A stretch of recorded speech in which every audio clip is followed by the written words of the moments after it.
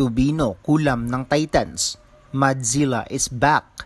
CC Kath madaring kaso di sapat. Tubo unstoppable. Wrong move, Titans.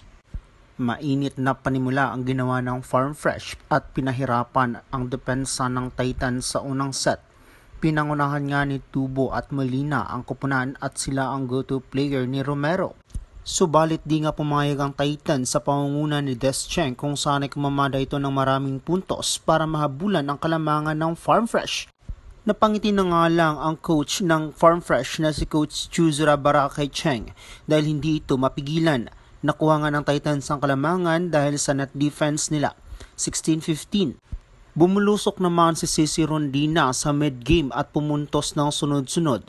Naging palaban ang Farm Fresh at humabol sa latter part ng set, subalit ipinasok nga ni Coach Dante si Ea Laure at nagpakawala ng sunod-sunod na puntos para i-close ang unang set 25-21. Muling nanguna ang Farm Fresh sa second set dahil na rin sa kanilang matinding opensa. Binago nga ni Coach Chuzura ang kanilang starting kaya't panibagong adjustment naman sa blockings ng Titans. Pinasok na nga si Tubino at gumawa ito agad ng puntos. Tuloy-tuloy nga ang momentum ng Foxes at tumaas pa ang kanilang kalamangan. Muling ipinasok si Laure at dito nga nakuha ng Titans ang kanilang kumpiyansa. One at a time nga ang galawan ng Choco kaya't napapatawag ng timeout si Coach Chuzura Bara para mapigilan ang kanilang pag-arangkada. Naging maganda na nga ang takbo ng Foxes dahil na rin sa mga mid-attack ni Meneses. Sunod-sunod na puntos ang ginawa ng Farm Fresh para mas lumayo pa ang kalamangan nito, 21-17. Ipinasok nga ulit ang nagbabalik laro na si Madi para sa blockings. Muling nanumbalik nga rito ang momentum ng Titans, ngunit error ni Ponce ang naglagay sa Foxes para sa match point. Sinubukan naman itong habulin ng Titans, subalit tinapos na nga ni Tubino with a check ball hit, 25-22. Nakuha na nga ng Titans ang composure sa laro at naging matinik na ang kanilang mga atake sa set 3. Balik game na nga si Madi Madayag at gumawa ito agad ng sunod-sunod na puntos. Binulaga nga ni Cici Rondina at Kath Tolentino ang depensa ng Farm Fresh at nagpalitan ito ng puntos. Naging maganda nga ang bigayan ni Wong kung saan ay delayed nga ang mga blockers nito. Power kung power nga ang ginawa ni Cici Rondina kaya tumaas pa ang kalamangan nito, 16-11.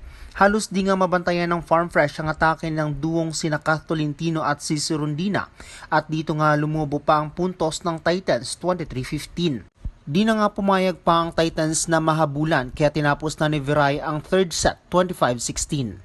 Scrappy defense nga nangyari sa Farm Fresh sa ika-4 na set dahil sa mabibigat na services ng Chocomucho. Tumaas nga ang kumpiyansa ng koponan at gumawa ng mabibilis na atake. Makikita mo nga sa kanila ang eagerness na tapusin ang laro as early as possible. Subalit the tables turn dahil na back-to-back block nga ang ginawa ni Tubo kay Laure kaya't nahabol ang kalamangan ng Chocomucho at nakuha ang unang technical timeout, 8-6. Simula nga nang ipinasok si Tubino ay kumamada ito ng straight points upang maitaas ang puntos ng koponan. Gumana nga ang mga running hits ni Cruz at strong spikes ni Tubino. Naging tahimik nga ang atake ng Titans dahil nakinain sila ni Royce na nagpakawala ng malalakas na atake.